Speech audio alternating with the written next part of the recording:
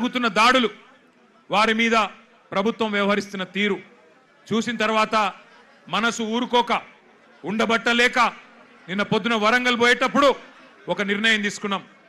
ఏదేమైనా ఈ పిల్లల కోసం ఇలా రాజకీయం లేదు, జెండా లేదు, రాజకీయ ప్రయోజనం ఆశించి కాదు. పిల్లల కోసం మనం కూడా మాట్లాడకపోతే మనం ఇంత స్థాయిలో ఉండి ప్రజాప్రతినిధులుగా ఉండి మనము దండుగా అన్న ఉద్దేశంతో ఇలా పిల్లలతో మాట్లాడాలి, వాళ్ళతోనే మాట్లాడియాలి. వాళ్ళ ఆక్రోశం, వాళ్ళ ఆవేశం, మరి మనందరం కూడా వారి న్యాయం కోసం చేస్తున్న పోరాటానికి అండగా నిలబడాలన్న ఉద్దేశంతో ఈరోజు నిరసన కార్యక్రమం పెట్టుకున్నాం. మరి ముఖ్యంగా బీఆర్ఎస్ అనే పార్టీ ఆనాడు టీఆర్ఎస్ గా ఉద్భవించిన నాడు ఉద్యమంలోంచి, ప్రజా ఉద్యమంలోంచి పుట్టుకొచ్చిన పార్టీ. ప్రజలను తెలంగాణ వ్యాప్తంగా డాక్టర్ బాబాసాహెబ్ అంబేద్కర్ గారు చెప్పినట్టుగా బోధించు, సమీకరించు, పోరాడు అనే అంబేద్కర్ తత్వాన్ని జీర్ణించుకొని లక్షల సంఖ్యలో ప్రజల్ని సమీకరిస్తూ తెలంగాణ ఎందుకు కావాలో వారికి బోధిస్తూ అట్లాగే ఎక్కడ అన్యాయం జరిగినా పోరాటం చేసిన పార్టీ పెద్దలు కేసీఆర్ గారి నాయకత్వంలో అల్టిమేట్ గా ఢిల్లీ మెడలు వంచి తెలంగాణ సాధించిన పార్టీ బీఆర్ఎస్ పార్టీ. అందుకే ఉద్యమ పార్టీగా ఉద్యమంలో పుట్టిన నాయకులుగా, ఉద్యమంలోంచే ప్రజాప్రతినిధులు ప్రభుత్వాన్ని ఏర్పాటు చేసిన వారుగా ఉద్యమాలంటే, ప్రజా ఉద్యమాలంటే మాకు గౌరవం ఉంది. అందుకే ఆ ఉద్దేశంతోనే వాళ్ళ పిల్లలు చేస్తున్న ఈ పోరాటానికి ఉడతా భక్తిగా కేవలం వాళ్ళకు వెన్నుదన్నుగా మనం నిలబడాలి. ఇలా మన జెండాలతోని వాళ్ళ పోరాటాన్ని మలినం చేయొద్దు. మన జెండాలతోని, మన రాజకీయ ఎజెండాలతోని వాళ్ళ పోరాటాన్ని మలినం చేయాల్సిన అవసరం లేదు.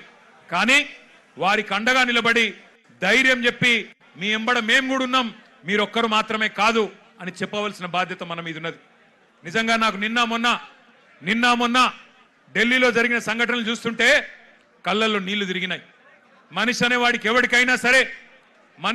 ఎవరికైనా సరే మనసంటూ ఉంటే ఢిల్లీలో జరిగిన సంఘటనలు చూసిన తర్వాత మనసు చలించక మానదు. పిల్లల్ని కుల్లబొడుస్తున్నారు. ఏమడిగినారు పిల్లలు? ఏం కోరుకున్నారు వాళ్ళు? మోడీ గారు కూర్చున్న కుర్చీ అడిగినరా? లేకపోతే అమిత్ షా గారు కూర్చున్న కుర్చీ అడిగినరా? లేదా ధర్మేంద్ర ప్రధాన్ గారు కుర్చీ మాకు ఈమని అడిగినరా? ఏమడిగినరు? అధికారం అడిగినరా? లేదా మాకు అర్జెంటుగా మీరు రాజీనామా చేసి మాకు అప్పచెప్పండి మీ ప్రభుత్వాన్ని అన్నారా? ఏమడుగుతున్నారు? న్యాయం కోరుతా ఉన్నారు. మాకు అన్యాయం జరిగింది, మాకు న్యాయం చేయండి అని అడిగినారు. విజ్ఞప్తులు చేశారు, వినతి పత్రాలు ఇచ్చినారు, దండం పెట్టారు, దరఖాస్తులు ఇచ్చినారు.